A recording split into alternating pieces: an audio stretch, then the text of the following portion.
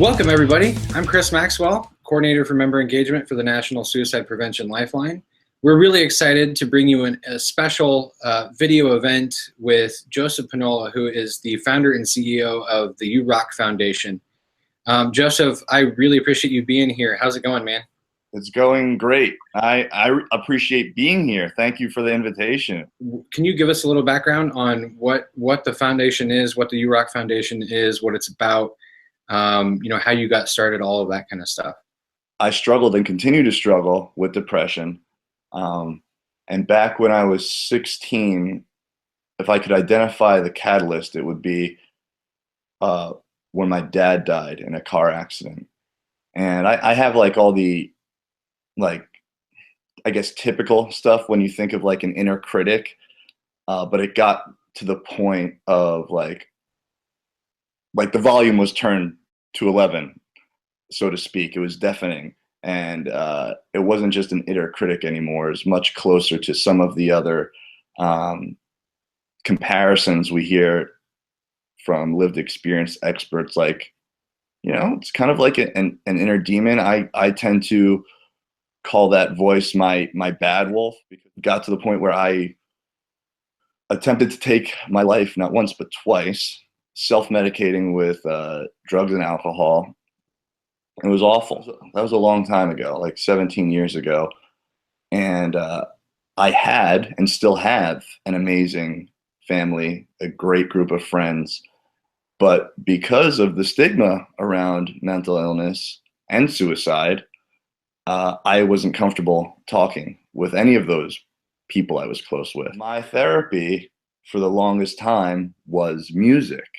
It was putting on headphones, blasting my car stereo, and singing and screaming along with lyrics that I could identify with. Because at that time in life, that was my community. I didn't think anyone else felt the way I did. Fast forward now to about 4 years ago, I'm much healthier. I attribute that to becoming open about it. I think you guys believe in the power of vulnerability. That was a huge deal. Fitness, eating well, all that stuff played a part in it. And music, of course, still, that never went away. And then I finally did something in New York City called Landmark. I think they're a global organization, but I went to one in Manhattan. And it was something called the Self-Expression and Leadership Program. And that's all built around a community project. They ask you to map out your life. So the questions that follow that are, who do you want to have a positive impact on? Immediate answer: people who suffer with mental illness and suicidal thoughts. And the following question: what other communities on that map can you use to make that impact as big as possible? And then I had I know it sounds dramatic, but it felt like an epiphany, like, oh, rock stars. It was like, oh my God, if music by itself is so therapeutic, how much more powerful would it be to hear the stories behind all those lyrics that help people like myself? And getting these guys and gals to step off the pedestal that fans like you and I put them on. And they just get really raw and intimate in these interviews and remind you that they're human, just like us. And many of the times, it is something as serious as a suicide attempt.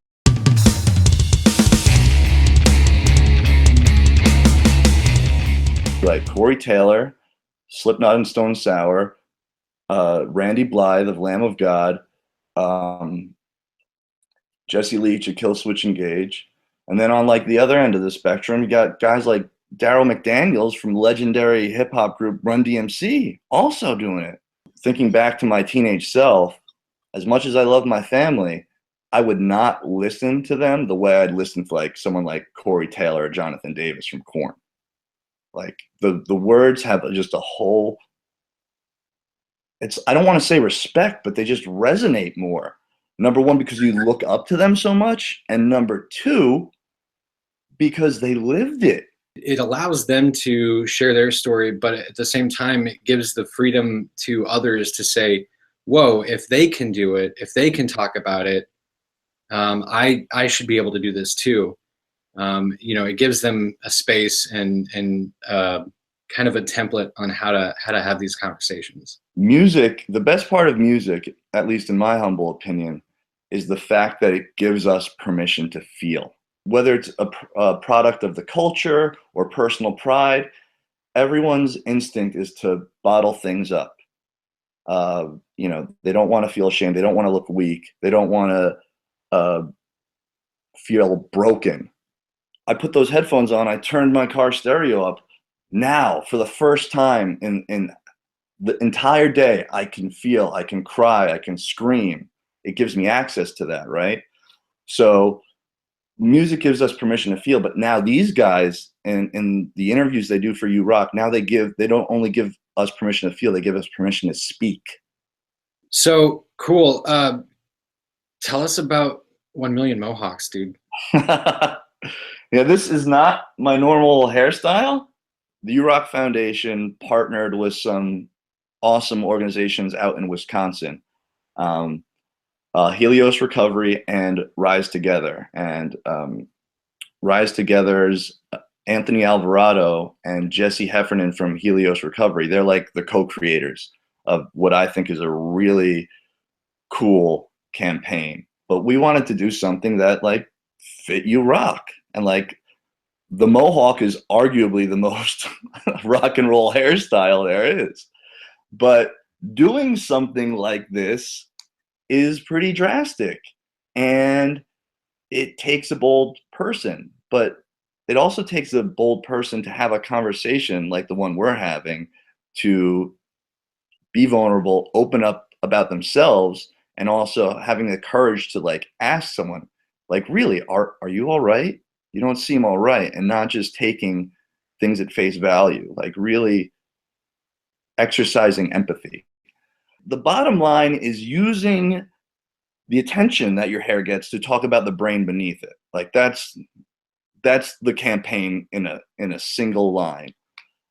So whoever's watching this and it wants to support the cause, you don't have to cut or shave your hair necessarily. Like you just spike it up for long enough to do a photo. Like the whole point is that we're talking about this. Maybe something like this will be the catalyst for conversation we're hoping it is. Yeah, it's not just the metal community that you're talking to in this instance, but like anybody out there who says, "Dude, nice hair," you get that opportunity to bring up mental health and suicide prevention and substance use recovery and all that kind of stuff. So it's just a brilliant idea, and it worked. I mean, I obviously wanted to lead by example, so May 1st was a Monday, and I got this done the Sunday before. I walked into the office of my day job, and you better believe it caused some conversations.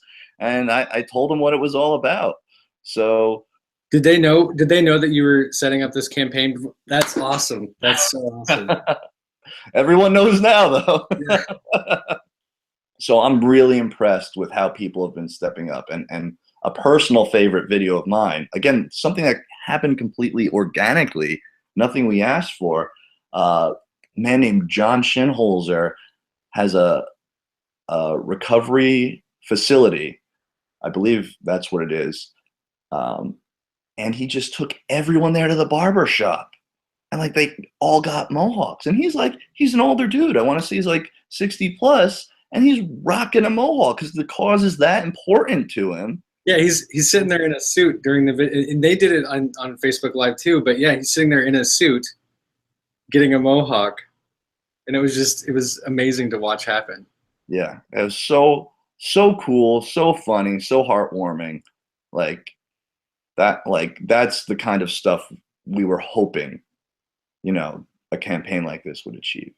Well, what other celebrities? I mean, have there been other people in the music community who've done these videos? Yes, and I don't want to.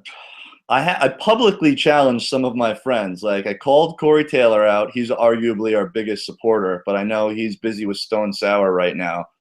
They got an album release and they're touring.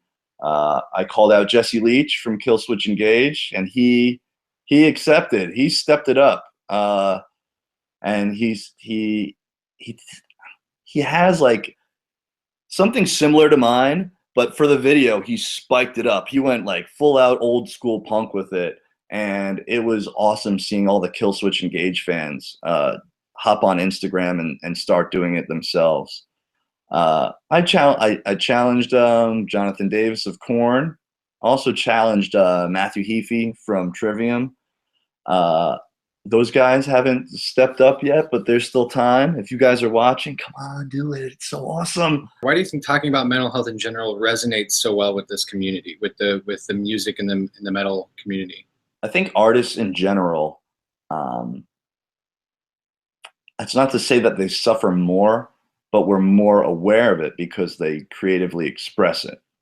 I think it's because they're all versions of my younger self, people who don't know how to deal with depression, anxiety, suicidal thoughts. So when they hear lyrics, they suddenly have a voice, you know? It's like a gateway to sorely needed communication.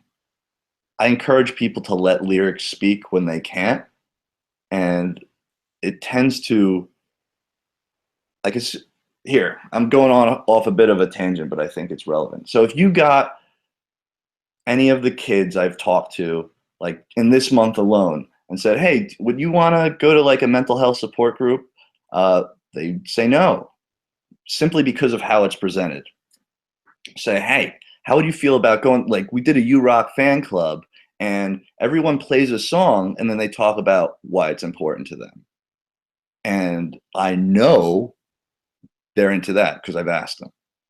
And it just happens so much more organically, and like they're opening up without even knowing they're opening up, you know? That's why music, whether you're a fan or a professional playing, that's why I think mental health resonates with that community. So like how do you think, and I work really closely with a lot of crisis centers across the country, obviously with the Lifeline network. What are some ways that those crisis centers might be able to get involved with either the Rock Foundation or their local music scene, or just how do they kind of get involved? So having a crisis center present this to people who are there, who come in, who call in, and be like, hey, this is what people are doing. So number one, it shows immediately how many other people are out there who are either suffering or care about it enough to do something drastic as this. So that's, to me, that's very alleviating. Oh my God, I'm not alone. Look at all these other people out there. And number two, like action. Action is like the number one antidote for depression, at least for me. So to get out there and to like do something about it. And again, having a catalyst for conversation. You don't have to, like, your hair is speaking for you. It's starting. You don't have to worry about doing an awkward icebreaker. As far as how crisis centers could get more involved with You Rock, I think it's a similar answer, just presenting it. Because these, I mean, like, go on there if you haven't and read some of these comments. Like, they've literally saved lives. And when I get present to that fact, brings me to tears. A catchphrase we came up with for You Rock and has been used in 1 Million Mohawks is, you don't need to be on stage to be a rock star. Every person has the ability to connect with someone the same level that Chris Cornell does. And it's about opening up. Be the one to rock a mohawk, be the one to speak up for mental health. It's not always easy, but it's always effing worth it every time. So if you're watching this awesome interview between me and Chris, I, Joseph Penola, am personally challenge you, every single one of you, to take the 1 Million Mohawks challenge. Because the more of us who step up, the more people will speak up. And that's what this is all about. And like I said earlier, you don't have to go crazy like me and cut and shave your hair. could do something really cool. There are endless examples out there. I'll just spike it up long enough for a photo. But when you share that photo, tell people why mental health is so important to you. See it. So include that hashtag the #1 million Mohawk.